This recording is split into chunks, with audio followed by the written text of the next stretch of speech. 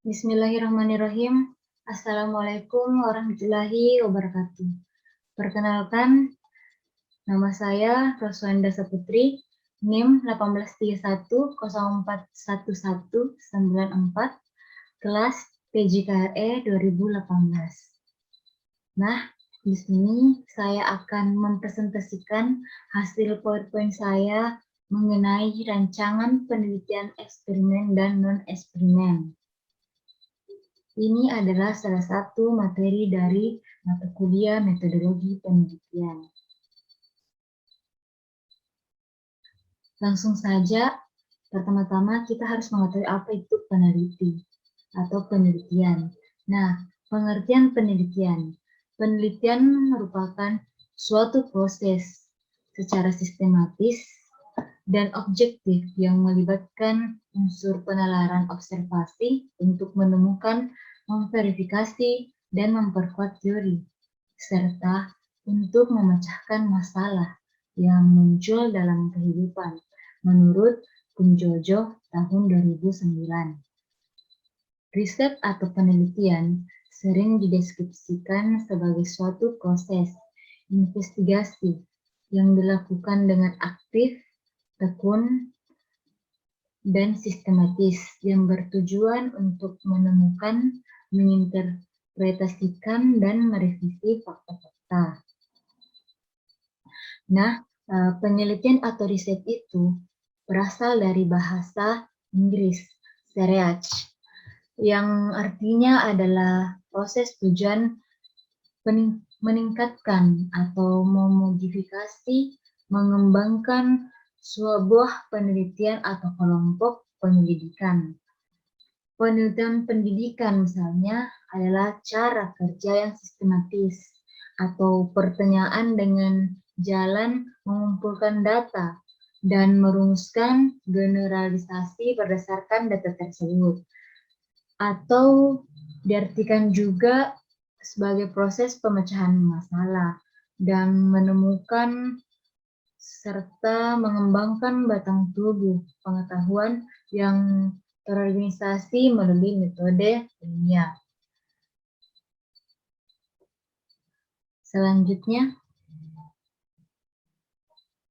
secara umum. Jadi,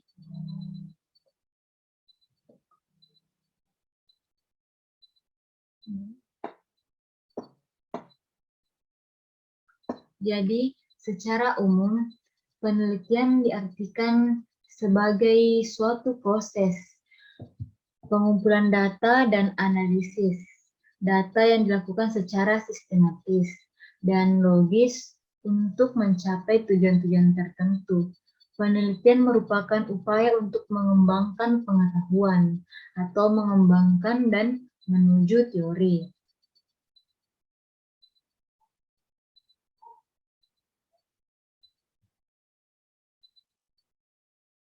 Selanjutnya, langkah pengembangan pengetahuan melalui penelitian. Ada 5 menurut EM9 dan Schumacher mengutip pendapat Wellbranch tahun 1986. Ada 5 langkah pengembangan pengetahuan melalui penelitian, yaitu yang pertama, mengidentifikasi masalah. Yang kedua, melakukan studi empiris. Yang ketiga, melakukan replikasi atau pengulangan. Yang keempat, menyatukan sintesis dan mereview. Yang kelima, menggunakan manipulasi oleh pelaksana. Slide selanjutnya. Penelitian eksperimen.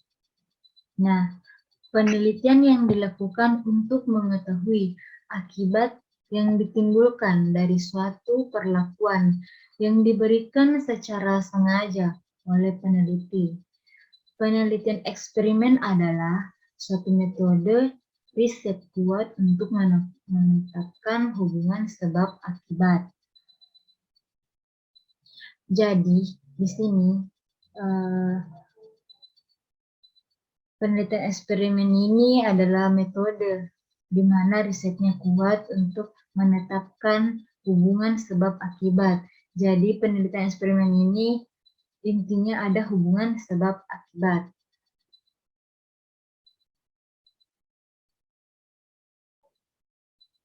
Variable cause adalah kondisi atau peristiwa yang ada atau lebih dulu terjadi atau mempengaruhi. Variable effect adalah kondisi atau peristiwa sesudah ada kondisi penyebab, yaitu variable cause. Variable cause menghasilkan suatu perubahan pada variable effect. Jadi di sini variable effect ada dikarenakan variable cause. Jadi bisa saja kita simpulkan bahwasanya variable efek tidak akan ada jika variable cause tidak ada. Mengapa demikian? Karena variable cause menghasilkan suatu perubahan pada variable efek. Jadi di variable efek ini ada suatu masalah atau akan dirubah melalui variabel cause.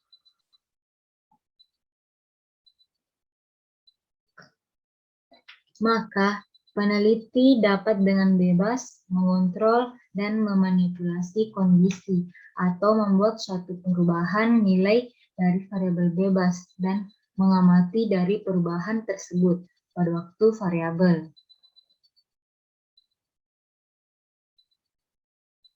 Dalam penelitian eksperimen itu memuat tujuan penelitian eksperimen. Mengukur pengaruh variabel yang dimanipulasi terhadap variabel yang diamati. Contohnya itu mengukur model pembelajaran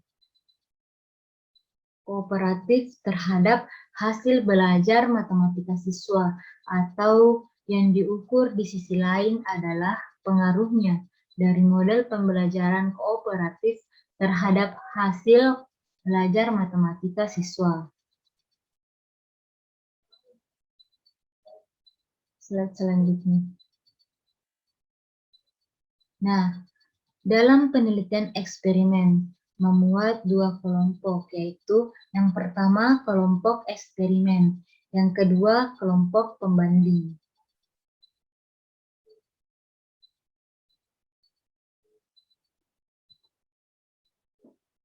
Kelompok eksperimen lagi terbagi tiga, yaitu yang pertama eksperimen awal, yang kedua eksperimen murni, dan yang ketiga eksperimen kuasi.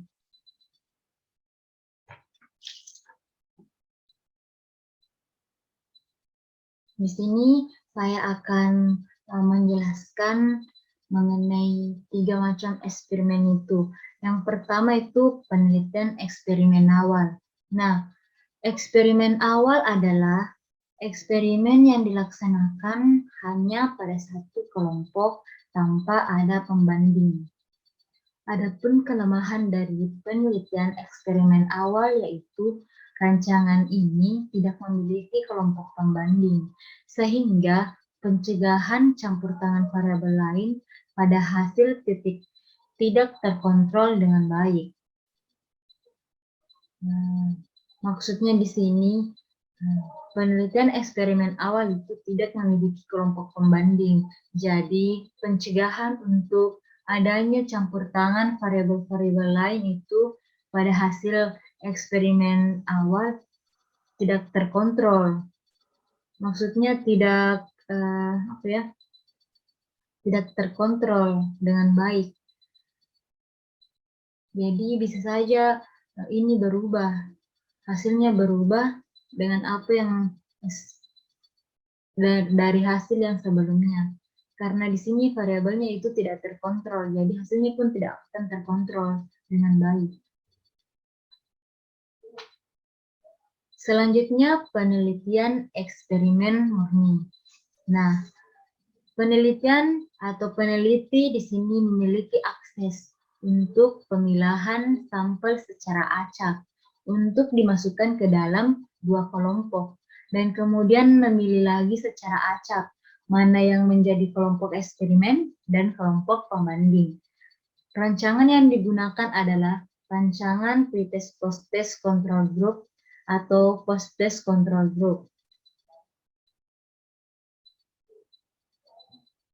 Yang ketiga, penelitian eksperimen kuasi. Nah, di sini peneliti hanya bisa memilih 2 kelas yang berbentuk untuk dijadikan sampel penelitian.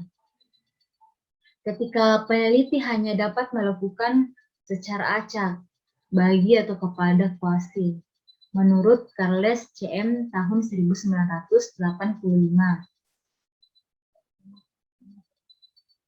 Nah, selanjutnya karakteristik penelitian eksperimen. Menurut Ari tahun 2011 mempunyai 3 ciri, yaitu yang pertama itu suatu variabel bebas dimanipulasi. Yang kedua, semua variabel lainnya kecuali variabel bebas dipertahankan tetap. Yang ketiga, pengaruh manipulasi variabel bebas terhadap variabel terikat diamati. Jadi, dalam penelitian eksperimen itu ada 2 variabel, bebas yang dimanipulasi atau diubah-ubah oleh peneliti. Sedang variabel terikat yaitu variabel di mana akibat perubahan itu diamati, tidak dimanipulasi oleh peneliti. Misal contohnya itu untuk meneliti suatu metode pembelajaran terhadap hasil belajar. Maka peneliti memanipulasi metode pembelajaran, disebut variabel bebas, dengan metode yang berbeda-beda untuk mengetahui pengaruhnya terhadap hasil belajar. Nah, itulah yang disebut variabel terikat. Selanjutnya, itu tadi yang saya jelaskan. Nah, perlu diketahui di sini, yang mana sebetulnya variabel bebas dan variabel terikat. Variabel bebas itu ketika peneliti memanipulasi metode pembelajarannya. Dan variabel terikat itu di mana metode yang berbeda-beda untuk mengetahui apakah pengaruhnya terhadap hasil belajar.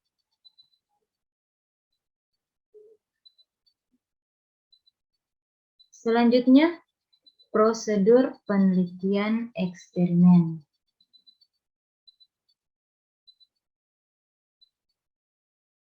Nah, menurut Soekardi tahun 2013, yaitu di sini ada 5. Yang pertama itu melakukan kajian secara induktif yang berkaitan erat dengan permasalahan yang hendak dipecahkan. Yang kedua itu mengidentifikasi permasalahan. Yang ketiga, melakukan studi literatur dari beberapa sumber yang relevan, memformulasikan hipotesis penelitian, menentukan definisi operasional dan variabel. Yang keempat, membuat rencana penelitian. Nah, di sini dalam membuat rencana penelitian yang di dalamnya mencakup kegiatan. Yang pertama itu mengidentifikasi variabel luar yang tidak diperlukan tetapi memungkinkan terjadi kontaminasi proses eksperimen. Yang kedua itu menentukan cara untuk mengontrol mereka. Jadi di sini kita menentukan cara apa yang bisa mengontrol mereka. Dan yang ketiga, memiliki desain riset yang tepat. Yang keempat, menentukan populasi, memilih sampel yang mewakili dan memilih sejumlah subjek penelitian. Yang kelima, membagi subjek ke dalam kelompok kontrol maupun kelompok eksperimen. Yang keenam, membuat instrumen yang sesuai, memvalidasi instrumen dan melakukan field study agar memperoleh instrumen yang mempengaruhi persyaratan untuk mengambil data yang diperlukan. Yang ketujuh itu mengidentifikasi prosedur pengumpulan data dan menentukan hipotesis. Nah, untuk bagian kelima, melakukan eksperimen. Slide selanjutnya masih lanjutan. Yang keenam itu mengumpulkan data kasar dari proses eksperimen. Yang ketujuh, mengorganisasi dan mendeskripsikan data sesuai dengan variabel yang ditentukan. Yang kedelapan, melakukan analisis data dengan teknik statistika yang relevan. Dan yang kesembilan, membuat laporan penelitian eksperimen.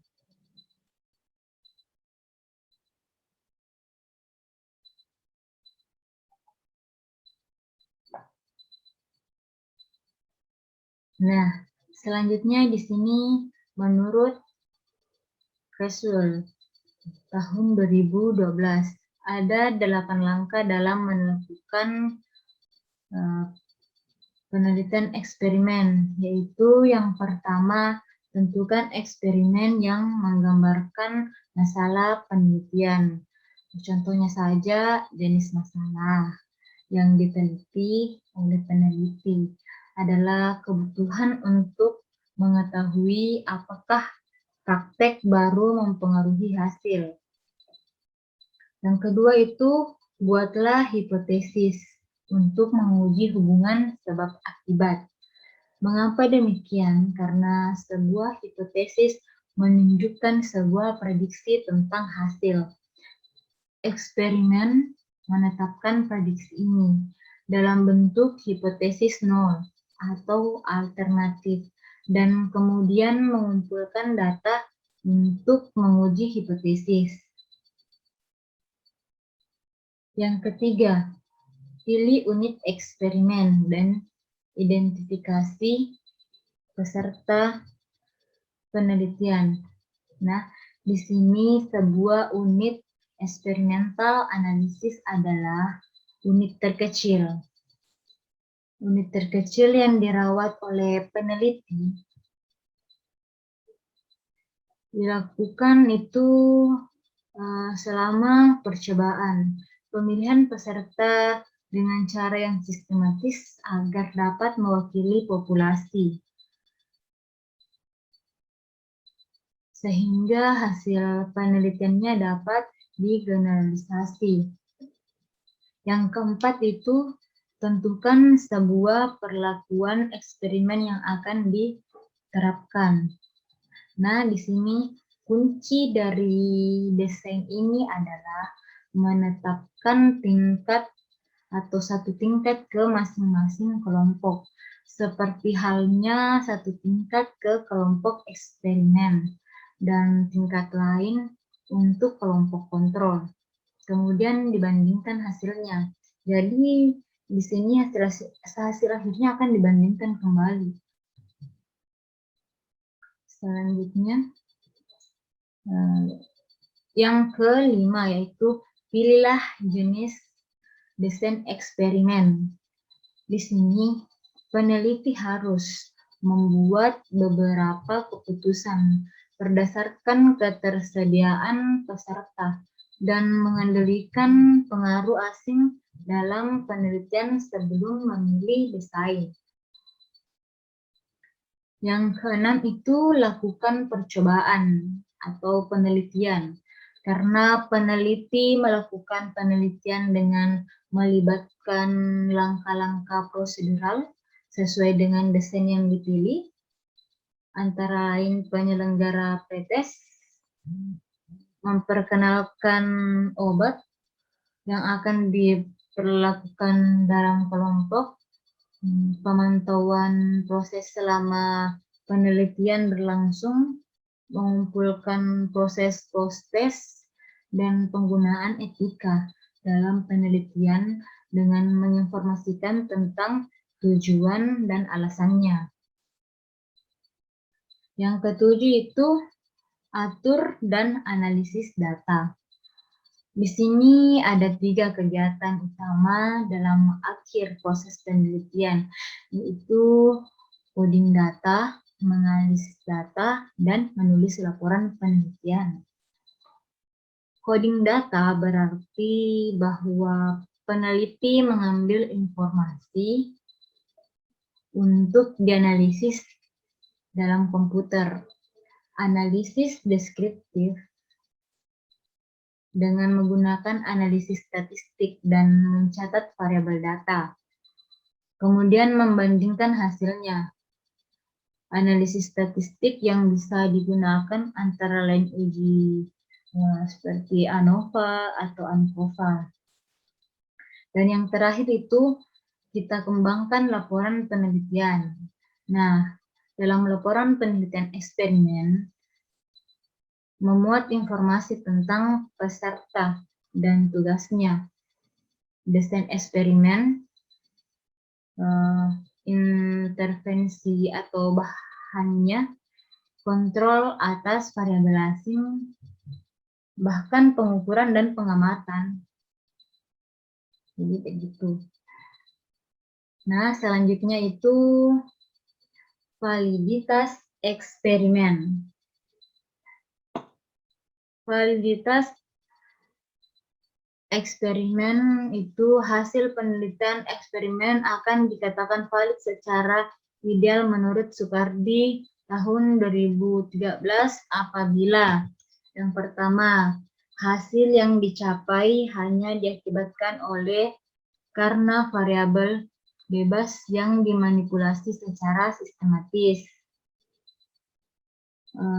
Terus yang kedua itu hasil akhir eksperimen harus dapat digeneralisasi pada kondisi eksperimen yang berbeda. Nah, di sini dapat digenerasikan pada kondisi eksperimen yang berbeda itu adalah poin yang kedua.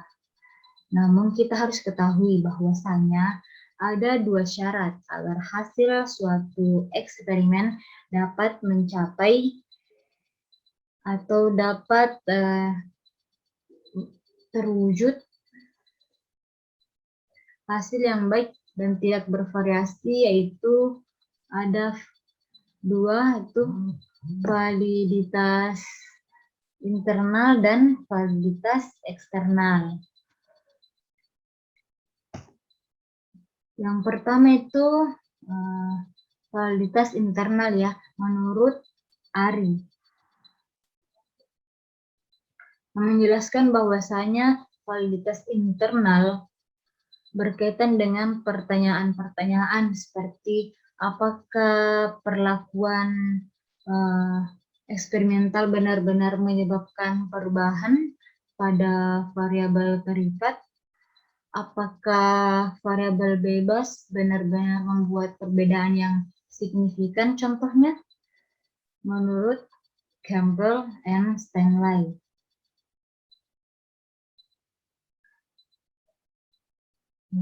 Yang menurutnya itu ada dua yang tadi.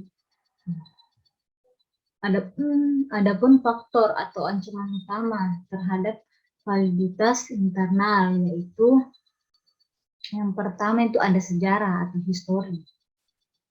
Kejadian-kejadian khusus yang bukan perlakuan eksperimen itu kejadian-kejadian khusus yang bukan perlakuan eksperimen tetapi mempengaruhi model, karakter, dan bahkan penampilan variabel bebas. Yang bagian keduanya itu pematangan. Kenapa disebutkan pematangan? Karena di mana terjadi perubahan fisik atau mental peneliti itu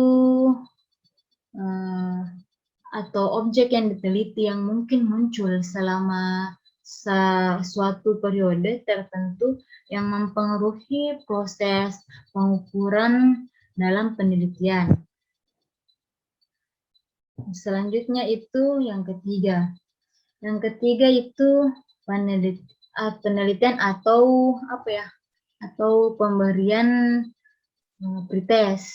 Kenapa dikatakan seperti itu? Karena pemberian pretest ini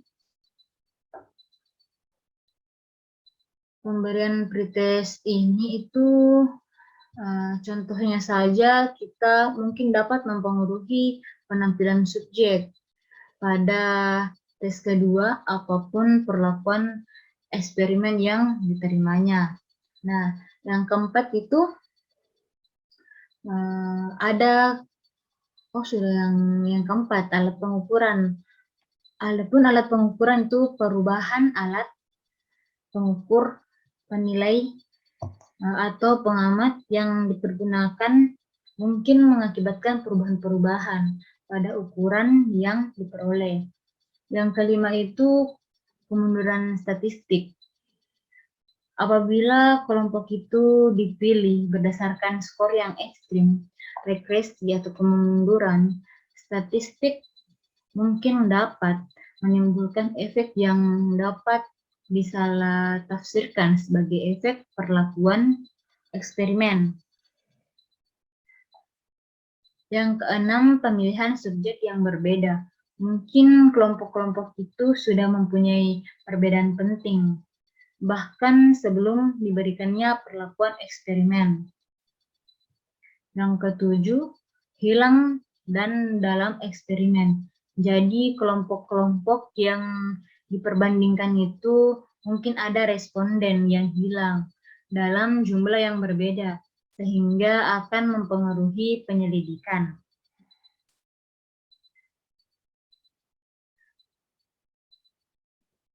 Yang kedelapan itu interaksi pematangan. Nah, interaksi pematangan ini dengan seleksi. Jadi interaksi pematangan dengan seleksi. Jenis interaksi ini dapat terjadi dalam desain dalam desain kuasi.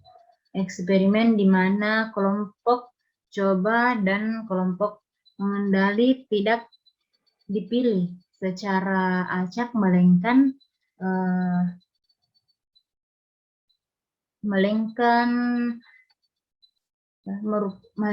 atau merupakan kelompok-kelompok utuh yang sudah ada sebelumnya. Kedelapan faktor ini perlu dikontrol agar variabel yang direncanakan dapat mengakibatkan terjadinya perubahan pada variabel terikat. Yang kedua itu validitas eksternal. Nah, validitas eksternal ini mengacu pada kondisi bahwa hasil yang diperoleh dapat digeneralisasikan dan dapat diterapkan pada kelompok dan lingkungan di luar setting eksperimen. Di mana Brach dan Glass dalam RI 2011 menyebutkan dua macam validitas eksternal, yaitu validitas populasi dan validitas ekologi. Di mana validitas populasi ini peneliti berharap agar hasil penelitian terhadap kelompok eksperimen itu dapat digeneralisasi kepada populasi yang jauh lebih besar, meskipun populasi tersebut tidak atau belum diteliti. Yang kedua itu validitas ekologi. Para peneliti berharap hasil yang diperoleh dari penelitian juga akan diperoleh dalam kondisi lingkungan eksperimen yang lain. Itu menurut tadi menurut Brach dan Glass. Selanjutnya di sini ada menurut Cook and Campbell dalam Criswell 2012. Adapun menurutnya ada 3 ancaman yang dapat mempengaruhi generalisasi, yaitu yang pertama interaksi, seleksi, dan perlakuan, di mana ketidakmampuan untuk menggeneralisasikan hasil pada kelompok di luar kelompok percobaan karena faktor ras, sosial, geografis, usia, jenis kelamin, atau kepribadian. Yang kedua itu interaksi, pengaturan, dan perlakuannya, di mana di sini ketidakmampuannya untuk menggenerasikan pengaturan yang berbeda di dalam suatu percobaan. Nah, yang ketiga interaksi sejarah dan perlakuan. Di sini ketika peneliti mencoba menggenerasikan hasil peneliti pada situasi masa lalu dan masa depan, maka hasilnya tentu saja akan berbeda.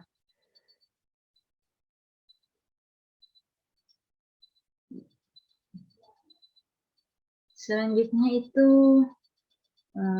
kita pindah di slide selanjutnya, yaitu penelitian non-eksperimen.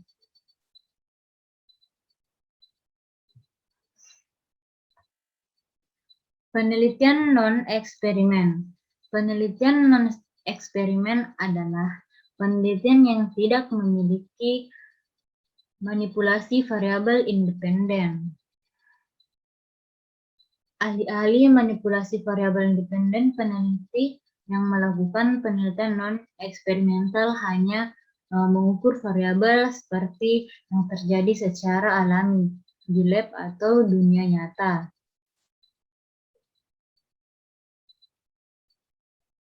Nah, saya jelaskan sedikit di mana di sini yaitu peneliti yang melakukan penelitian non-eksperimental ini umumnya tidak dapat memberikan bukti kuat bahwa perubahan dalam variabel independen menyebabkan perbedaan dalam variabel independen. Tetapi itu tidak berarti bahwa penelitian non-eksperimental ini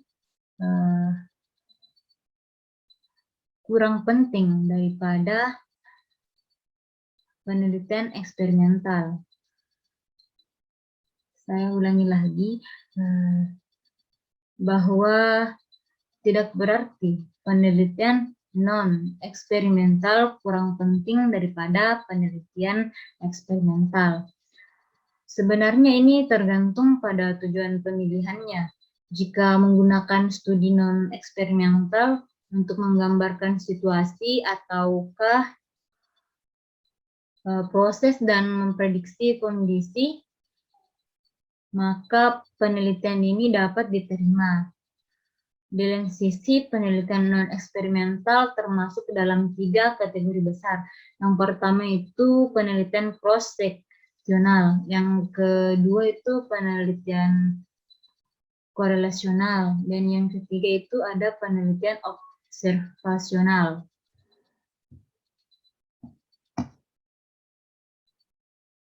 Perlu kita ketahui bersama juga bahwasanya penelitian non-eksperimen ini merupakan penelitian yang observasinya dilakukan terhadap sejumlah ciri variabel. Subjek penelitian menurut keadaan apa adanya tanpa ada manipulasi atau intervensi. Di sini yang dimaksud intervensi yaitu tanpa adanya manipulasi atau intervensi dari peneliti. Misalnya saja contohnya itu penelitian mengenai kemunduran prestasi belajar siswa, kemunduran rasa tanggung jawabnya, seperti itu. Next. Slide selanjutnya itu mengenai jenis-jenis penelitian non-eksperimental. Nah, di sini ada 5. Yang pertama itu bisa kita lihat ada penelitian deskripsi, yang kedua penelitian survei, yang ketiga penelitian tindakan, yang keempat penelitian ex post facto, yang kelima penelitian korelasional, dan yang keenam itu ada penelitian kausal komparatif. Jadi semuanya ada 6. Adapun itu penelitian deskripsi. Penelitian deskripsi ini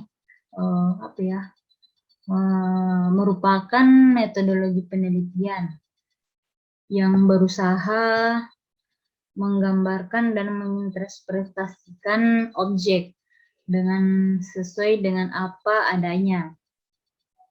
Penelitian deskripsi ini juga biasanya dikatakan sebagai non-eksperimen karena pada penelitian ini peneliti tidak melakukan kontrol dan memanipulasi variabel penelitian.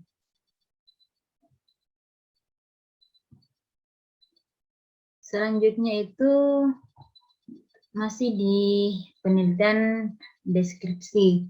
Nah, penelitian deskripsi ini juga metodenya peneliti memungkinkan untuk melakukan hubungan antar variabel, menguji hipotesis, mengembangkan generalisasi, dan mengembangkan teori yang dimiliki validitas universal.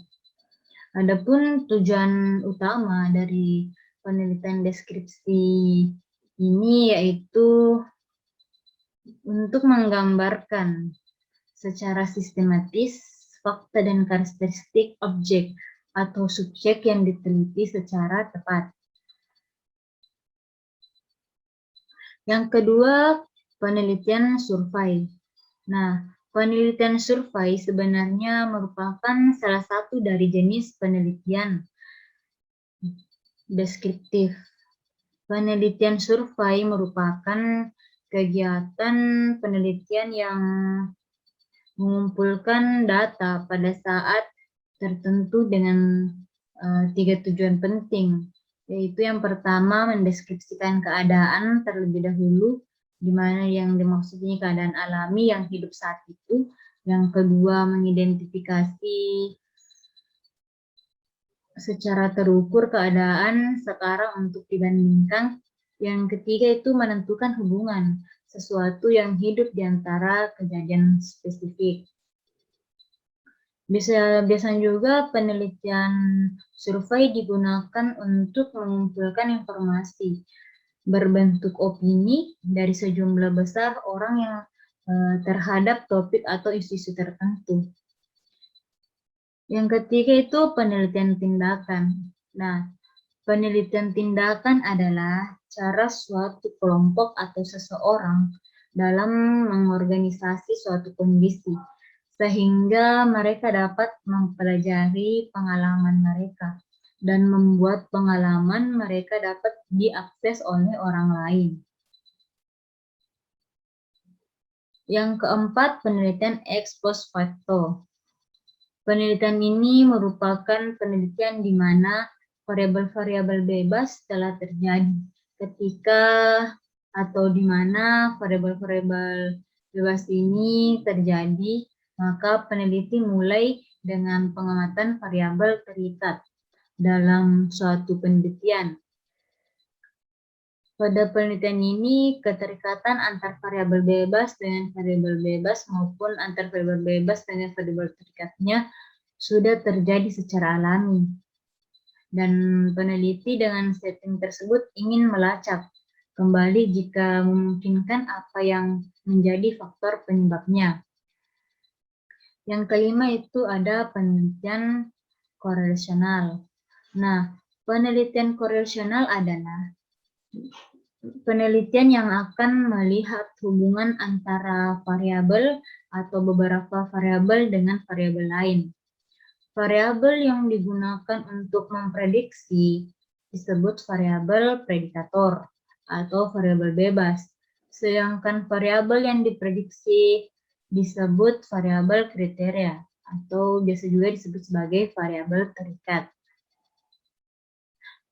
Penelitian korelasional juga ini merupakan salah satu bagian penelitian ex post facto karena biasanya peneliti tidak memanipulasi keadaan variabel yang ada dan langsung mencari keberadaan hubungan dan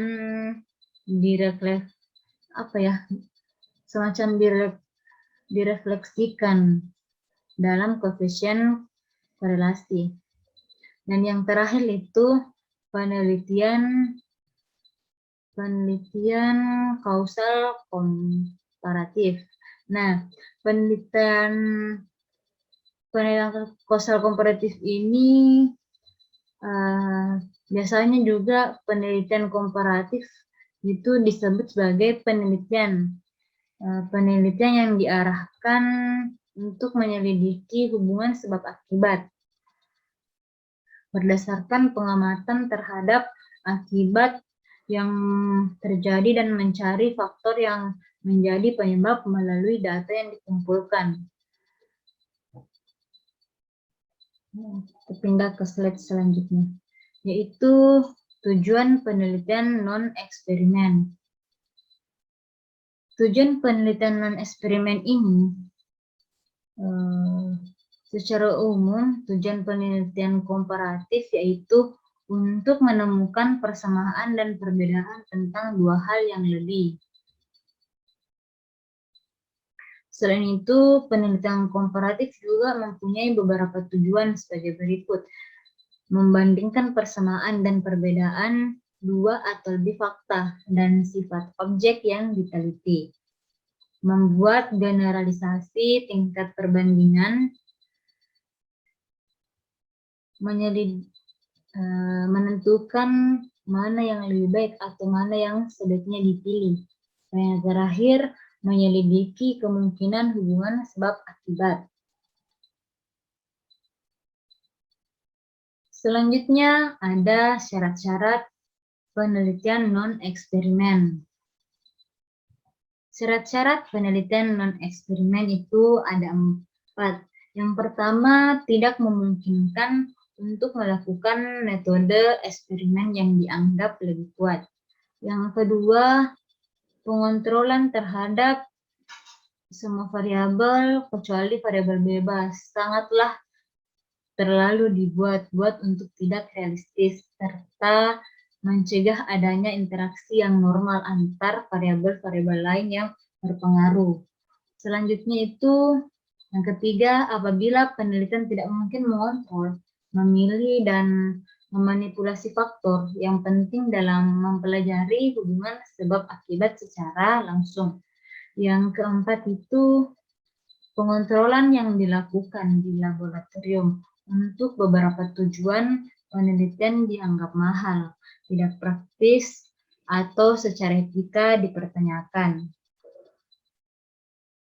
Nah, selanjutnya ada prosedur penelitian non-eksperimen.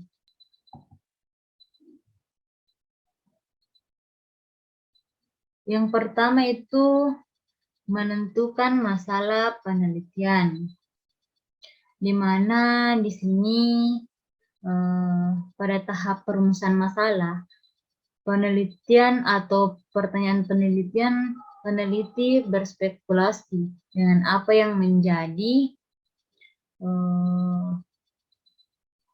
penyebab fenomena yang berdasarkan pada hasil penelitian sebelum teori atau pengamatan langsung.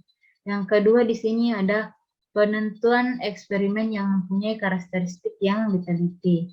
Yang ketiga ada pemilihan kelompok pembanding. Setelah memperoleh kelompok yang akan diteliti, langkah berikutnya itu memilih kelompok pembanding dengan mempertimbangkan karakteristik yang membedakan dengan kelompok penelitian. Kelompok ini harusnya dideskripsikan secara jelas dan didefinisikan secara operasional untuk masing-masing kelompok yang mewakili populasi yang berbeda. Tidak lupa untuk mengontrol variabel ekstra guna membantu menjamin kesamaan kedua kelompok. Yang keempat itu pengumpulan data. Jadi, dalam tahap pengumpulan data dilakukan dengan menggunakan instrumen penelitian yang memenuhi persyaratan validitas dan reliabilitas. Nah, yang kelima itu, yang terakhir ada analisis data. Pada tahap terakhir, yaitu analisis data, dimulai dengan analisis statistik deskriptif, yaitu menghitung rata-rata dan simpangan baku, kemudian dilakukan analisis yang mendalam dengan statistik inferensial. Selanjutnya kita beralih ke slide selanjutnya, yaitu kelebihan penelitian non-eksperimen. Di sini saya mencantumkan hanya 5. Yang pertama itu bisa menggunakan populasi yang besar. Jadi ketika kita menggunakan penelitian non-eksperimen, kita bisa menggunakan populasi yang cukup banyak dibandingkan penelitian eksperimen yang terbatas. Yang kedua itu menjangkau lokasi terpencil dengan menggunakan surat, email, bahkan telepon. Yang ketiga, sampel yang besar memberikan hasil signifikan secara statistik. Yang keempat itu pertanyaan standar membuat pengukuran lebih tepat. Yang kelima, memiliki kemampuan yang tinggi untuk mengeliminasi subjektivitas penelitian. Selanjutnya, kekurangan penelitian non-eksperimen. Di sini hanya ada 2 yang saya cantumkan. Yang pertama itu standarisasi metodologi, memaksa peneliti merancang pertanyaan umum sehingga menghapus keunikan tiap respondennya karena dibatasi. Yang kedua itu peneliti harus memastikan bahwa sejumlah besar sampel memberikan respon. Jadi di sini walaupun kelebihannya kita bisa menggunakan banyak populasi, tapi di bagian kekurangannya itu kita harus tetap memastikan bahwa sampel atau populasi yang tadi kita populasi yang jumlah besar tadi, kita bisa pastikan bahwa mereka memberikan respon kepada kita. Jadi di balik kelebihan pasti ada kekurangannya. Nah, ini adalah salah satu kekurangan ketika memiliki populasi yang banyak.